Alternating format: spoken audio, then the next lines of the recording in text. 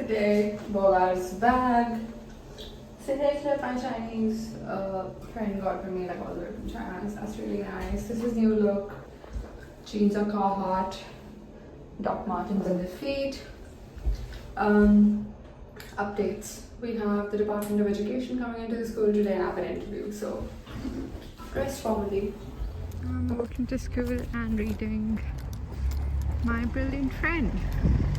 Hi, I'm back in the garden and it's been such, I say this every time, but if it's a good day, I believe that we should call it what it is. Like, it is a good day. Like, I think there's so much negative bias in our minds that we subconsciously talk so much more about, like, whenever we have a bad day or like a little bit of the day that's stressful, but we know what, giving credit to some of the better times when we actually have showed up for ourselves. So it's one of those practices that I'm trying to do. I was so stressed out about just my career today. I had an interview with my like, she's technically my boss, but she's also part of like the senior leadership team. So I was so stressed out, and then I wasn't even sure if this is something I want to do. And then my entire ride back, I was just thinking about what else could I do. Could I go to a different country even? Like, you know, just nothing like stopping me from taking a random decision. And like, I was overthinking so much my entire ride. I was just like, I have no idea what I'm going to do with my life. I need a plan B, I need a plan C, D, E, I need all the plans. Massive shout out to the Fed by Piccadilly. I always go into that one to get some food for like my lunch tomorrow or something. And their staff are so wonderful. They're so nice.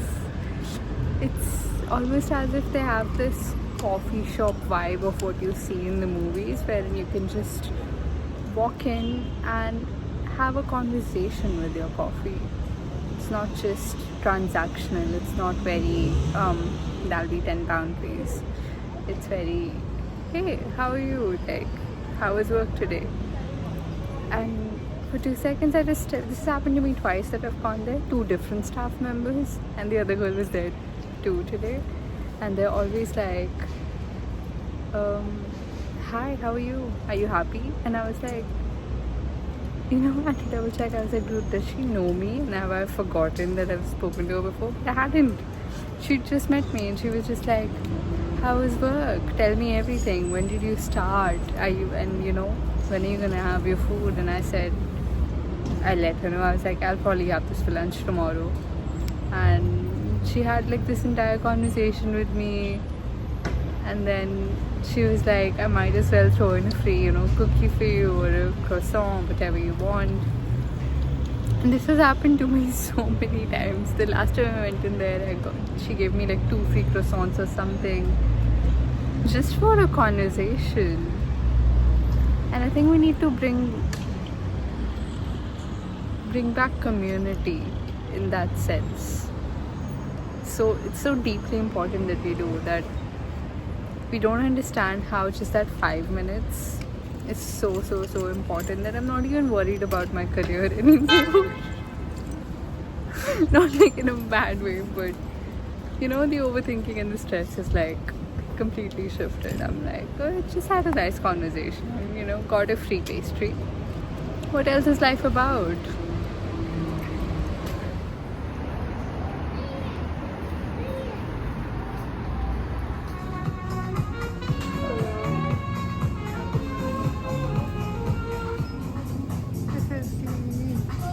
Store in Ancoats. Absolutely love their wine collection. Just these graphics are just so beautiful.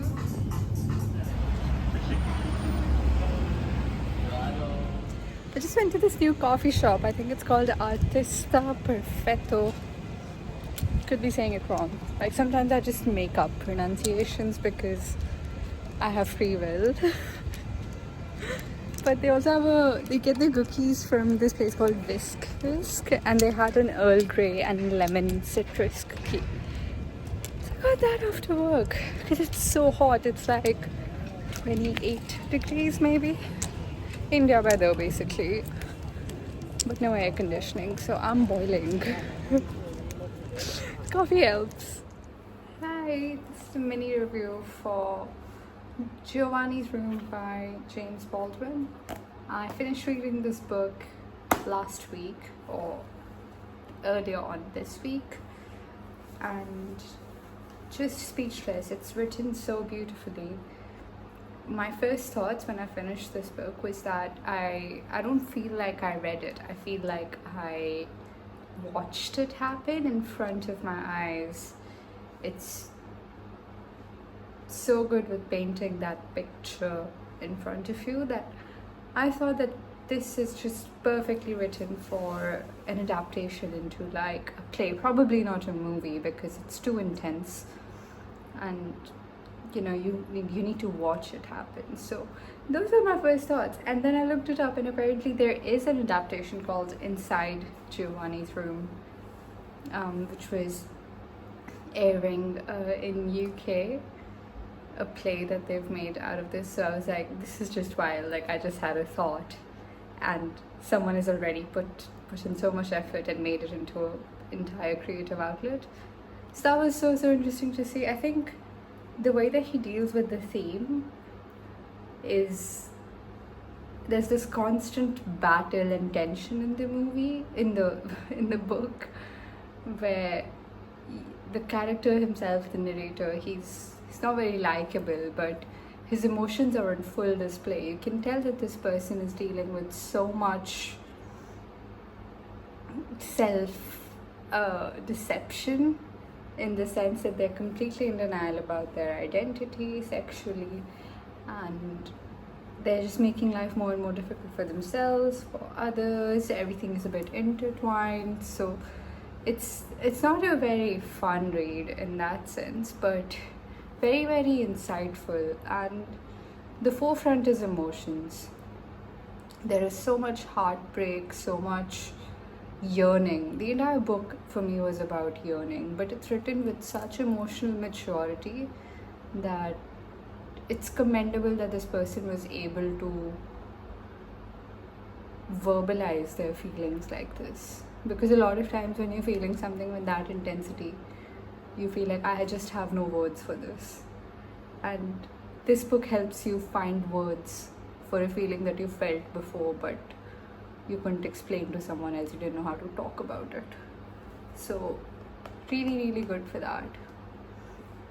And just shows the emotional maturity of the writer himself, because he must have, it's not autobiographical, but they must be going through a really hard time, which they were back in the 1950s, like during the time that they were living in Paris. And I think they just dealt with the suicide of one of their closest friends, and you can just tell that this was the beautiful product out of all of that pain.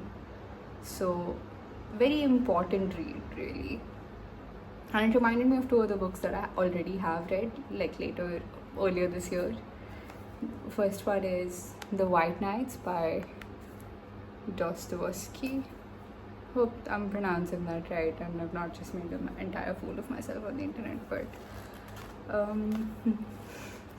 everyone in their nanas this book. It's everywhere in Waterstones, but it's very, very beautiful in terms of like this one and Giovanni's Room and Normal People by Sally Rooney. All three of these books, I think, do such a beautiful job of just touching your heart with one quote. Like, I'll put some quotes around here so you can know what I'm talking about, but it's just that one line, you read it and you're taken aback. You're like, whoa. So yeah, I think all three of those writers do an amazing job of showcasing their emotional maturity and putting forth a piece of art that offers you something in that sense, that shows you how to talk about difficult things, and that's really good. Um, and yeah, but this one I think is a classic for a reason because it's still relevant to this day, and it talks about such an important issue about, because you know, back in the 1950s there was such a taboo around sexual identity that if no one even knows this big secret about you and you're constantly having to hide it everywhere, the sense of alienation that brings, especially when you're international in a different country. So it's just a lot of added layers, and that, I think the word that I'm looking for is, what's it called when you have multiple factors affecting at the same time? In intersectionality. It's the intersectionality of so many factors that just make you more and more alienated, more and more marginalized. You're international, you don't have any friends, you have financial issues, you know, you're also struggling with your identity, you don't have your life figured out yet, maybe finding a job right now. All of those things catapult together, and what, you know, what that does to a person, that's what this book shows you. But it's also very ironical because it's written, the narrator is it's written in the form that the narrator is not a very likable person. Some people have gone on to say that they're also very unreliable. I don't think so. I think they show you the good, bad, the ugly, everything. So there's no reason to call them unreliable, but they are not likable. They, you know, they'll go and do something and you'll just be like, there was absolutely no reason for you to have done that. Like, no one can rationalize that choice of yours. So how ironic it is that by the end of it you end up feeling empathy for this person even though they're not the best at what they do. And that's why it feels like a salvation attempt. Like, this person is just telling you everything, and they build up their emotion, they build up their yearning. Like, after every 10 pages, you know, when they start off, you've just opened the book, you don't know any of these people, you don't know these characters, so you don't feel anything emotionally towards them even though they're deep in their feelings.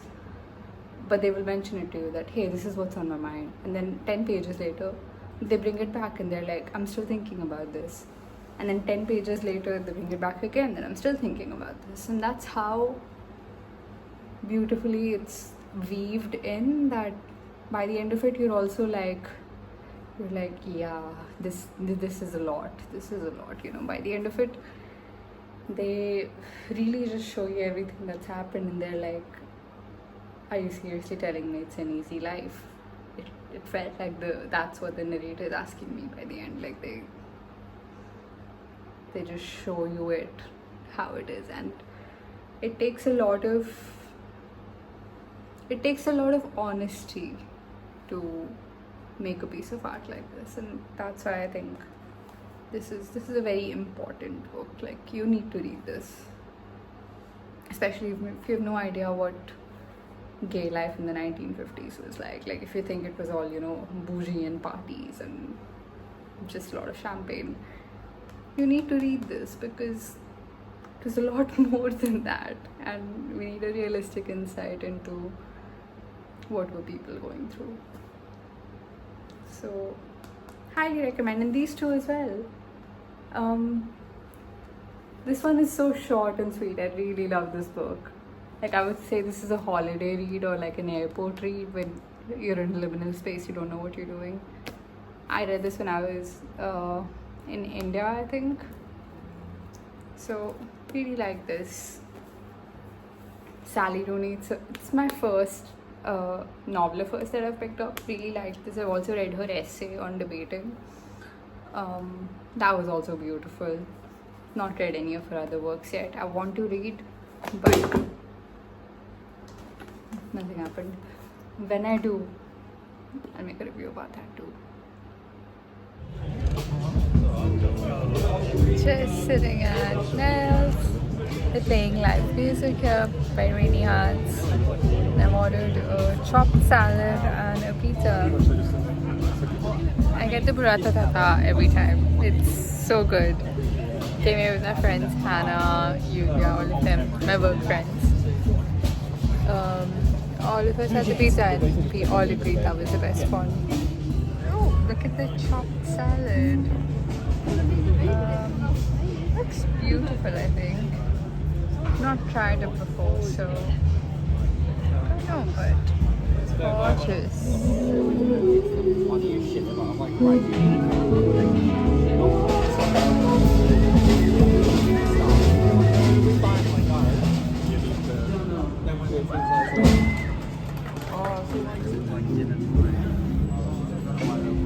You know, yesterday I had such a crazy dream.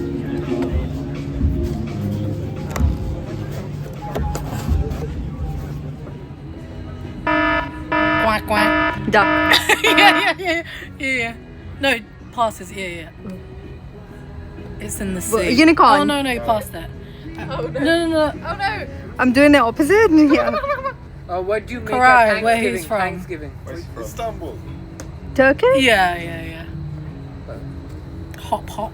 Australia. Oh, sorry. What? Hop. Australia. Australia kangaroo. Yeah. Fire Game of breathing. Thrones. Ooh. Dragon. Yes. Oh. Harry. Harry? Harry. Platypus. Bugs. Dogs.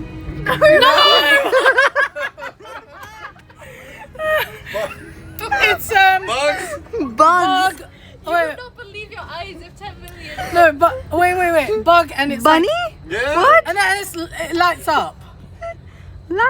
Dragonfly? Yeah, close enough. Go on. What's it? Oh. What? Bug.